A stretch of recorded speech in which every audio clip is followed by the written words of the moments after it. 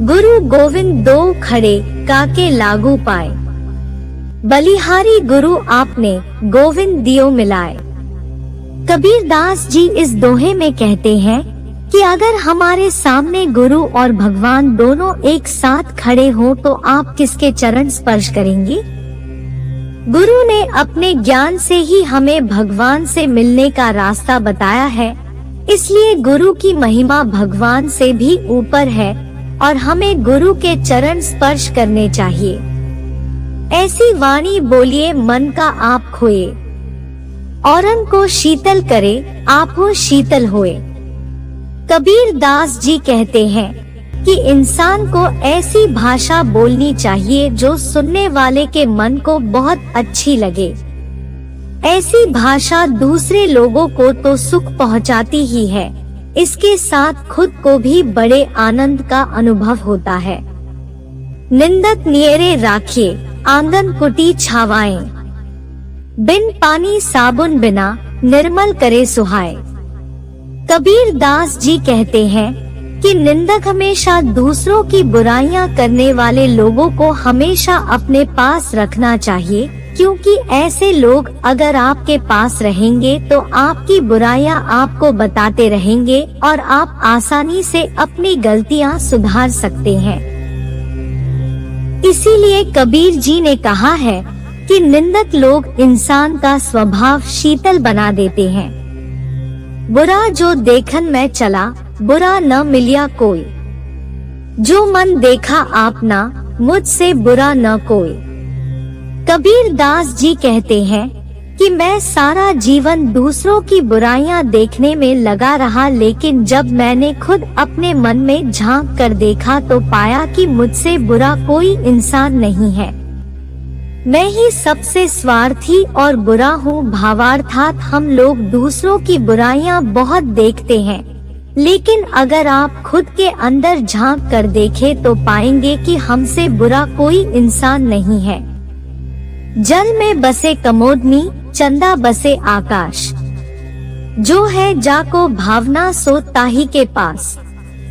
भावार्थ, कमल जल में खिलता है और चंद्रमा आकाश में रहता है, लेकिन चंद्रमा का प्रतिबिंब जब जल में चमकता है तो कबीर दास जी कहते हैं कि कमल और चंद्रमा में इतनी दूरी होने के बावजूद भी दोनों कितने पास है। जल में चंद्रमा का प्रतिबिंब ऐसा लगता है जैसे चंद्रमा खुद कमल के पास आ गया हो। वैसे ही जब कोई इंसान ईश्वर से प्रेम करता है, वो ईश्वर स्वयं चलकर उसके पास आते हैं। माखी गुड़ में गड़ी रहे पंख रहे लिपटाए, हाथ मेल और सर धुने लालच बुरी बलाए। कबीर दास जी कहते हैं कि मक्खी पहले तो गुड़ से लिपटी रहती है, अपने सारे पंख और मुंह गुड़ से चिपका लेती है, लेकिन जब उड़ने प्रयास करती है तो उड़ नहीं पाती, तब उसे अफसोस होता है।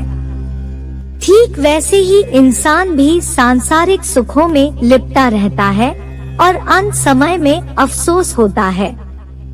कागा का को धन हरे कोयल का को दे, मीठे वचन सुना के जग अपना कर ले। कबीर दास जी कहते हैं कि कौआ किसी का धन नहीं चुराता, लेकिन फिर भी कौआ लोगों को पसंद नहीं होता। वही कोयल किसी को धन नहीं देती, लेकिन सबको अच्छी लगती है। ये फर्क है बोली का। कोयल मीठी बोली से सबके मन को हर लेती है। जिन खोजा तिन पाइया गहरे पानी पैठ, मैं बपुरा बूढ़न डरा रहा किनारे बैठ। जो लोग लगातार प्रयत्न करते हैं, मेहनत करते हैं, वह कुछ ना कुछ पाने में जरूर सफल हो जाते हैं। जैसे कोई गोताखोर जब गहरे पानी में डुबकी लगाता है तो कुछ ना कुछ लेकर जरूर आता है, लेकिन जो लोग डूबने के भय से किनारे पर ही बैठे रहे हैं, उनको जीवन पर्यंत कुछ नहीं मिलता। तिनका कभोर ना निंदिए जो पावन तर होए, कभोर उड़ी आखिन पड़े तो पीर घनेरी होई।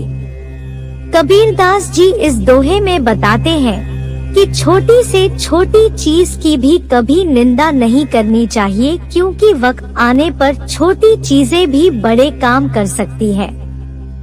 ठीक वैसे ही जैसे एक छोटा सा तिनका पैरों तले कुचल जाता है, लेकिन आंधी चलने पर अगर वही तिनका आंखों में पड़ जाए तो बड़ी तकलीफ देता है। संत ना छाड़े संतई, जो कोटिक मिले असंत। चंदन भुवंगा बैठिया, तऊ शीतलता न तजन। सज्जन पुरुष किसी भी परिस्थिति में अपनी सज्जनता नहीं छोड़ते, चाहे कितने भी दुष्ट पुरुषों से क्यों ना घिरे हो।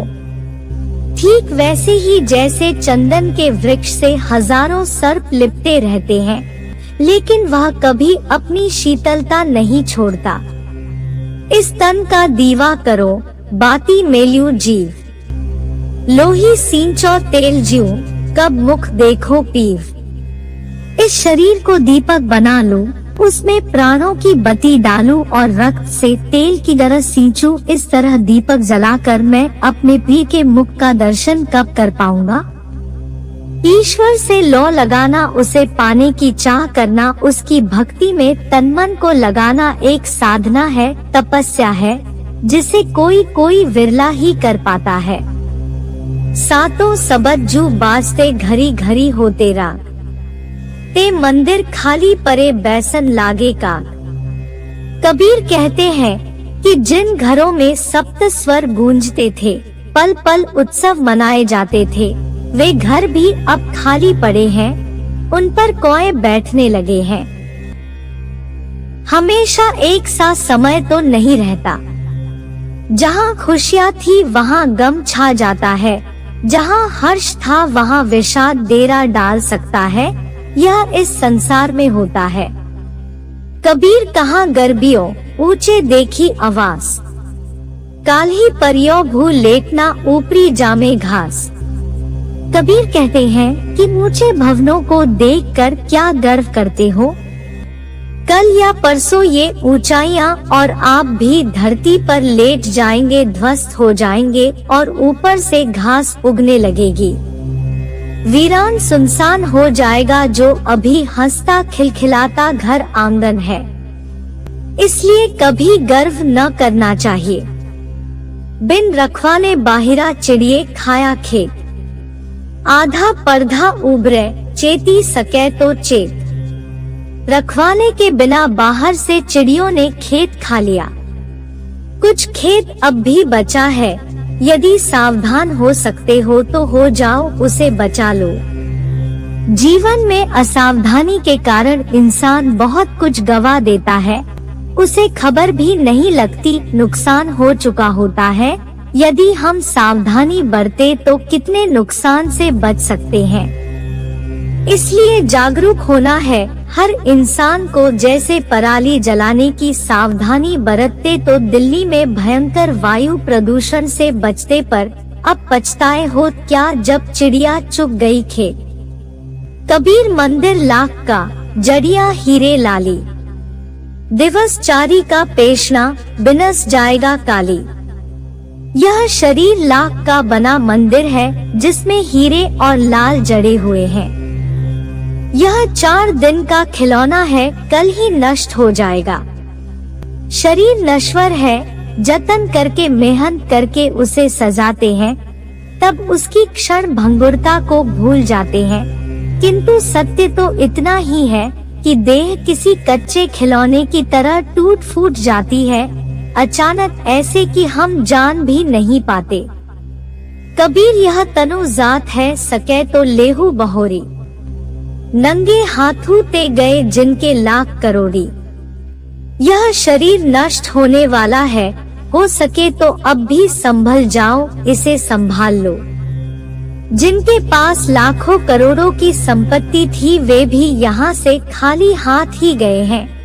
इसलिए जीते जी धन संपत्ति जोड़ने में ही न लगे रहो, कुछ सार्थक भी कर लो। जीवन को कोई दिशा दे लो, कुछ भले काम कर लो। तेरा संगी कोई नहीं, सब स्वार्थ बंधी लोई। मन प्रतीति न उपजै, जीव बेसास न होई। तेरा साथी कोई भी नहीं है। सब मनुष्य स्वार्थ में बंधे हुए हैं। जब तक इस बात की प्रतीति, भरोसा मन में उत्पन्न नहीं होता, तब तक आत्मा के प्रति विश्वास जागृत नहीं होता। भावार्थात वास्तविकता का ज्ञान न होने से मनुष्य संसार में रमा रहता है। जब संसार के सच को जान लेता है, इस स्वार्थमय सृष्टि को समझ लेता है, तभी अंतरात्मा की ओर उन्मुख होता है, भीतर झांकता है। कबीर नाम जर्जरी कूड़े खेवनहार, हल्के हल्के तिरी गए बूढ़े तिनी सर भार। कबीर कहते हैं कि जीवन की नौका टूटी फूटी है, जर्जर है, उसे खेने वाले मूर्ख हैं। जिनके सर पर विषय वासनाओं का बोझ है, वे तो संसार सागर में डूब जाते हैं, संसारी होकर रह जाते हैं। दुनिया के धंधों से उबर नहीं पाते, उसी में उलझ कर रह जाते हैं। पर जो इनसे मुक्त हैं, हल्के हैं, वे तर जाते हैं, पार लग जाते हैं, भव सागर में डूबने से बच जाते हैं। हृदय भीतर आरसी मुख देखा नहीं जाई, मुख तो परी देखिए जे मन की दुविधा जाई। हृदय के अंदर ही दर्पण है, परंतु वासनाओं की मलिनता के कारण मुख का स्वरूप दिखाई ही नहीं देता। मुख या अपना चेहरा या वास्तविक स्वरूप तो तभी दिखाई पड़ सकता जब मन का संशय मिट जाए। कबीर चंदन के निडय नींव भी चंदन होई, बूढ़ा बंस बढ़ायता यो जिनी बूढ़े कोई। कबीर कहते हैं कि यदि चंदन के वृक्ष के पास नीम का वृक्ष हो तो वह भी कुछ सुवास ले लेता है, चंदन का कुछ प्रभाव पा लेता है। लेकिन बांस अपनी लंबाई, बड़ेपन, बड़प्पन के कारण डूब जाता है। इस तरह तो किसी को भी नहीं डूबना चाहिए। संगति का अच्छा प्रभाव ग्रहण करना चाहिए, आपने गर्व में ही न रहना चाहिए। कबीर संगति साध की, करे न निर्फल होई। चंदन होसी बावना, नीब न कहसी कोई। कबीर कहते हैं कि साधु की संगति कभी निष्फल नहीं होती। चंदन का वृक्ष यदि छोटा, वामन, बौना भी होगा तो भी उसे कोई नीम का वृक्ष नहीं कहेगा। वह सुवासित ही रहेगा और अपने परिवेश को सुगंध ही देगा, आपने आसपास को खुशबू से ही भरेगा। काची काया मन अथिर थिर थिर काम करन, ज्यों ज्यों नर निधर्क फिरे त्यों त्यों काल हसंत। शरीर कच्चा अर्थात नश्वर है, मन चंचल है, परंतु तुम इन्हें स्थिर मानकर काम करते हो, इन्हें अनश्वर मानते हो। मनुष्य जितना इस संसार में रमकर निडर घूमता है, मगन रहता है, उतना ही काल अर्थात मृत्यु उस पर हंसता है। मृत्यु पास है यह जानकर भी इंसान अनजान बना रहता है। कितनी दुख भरी बात है।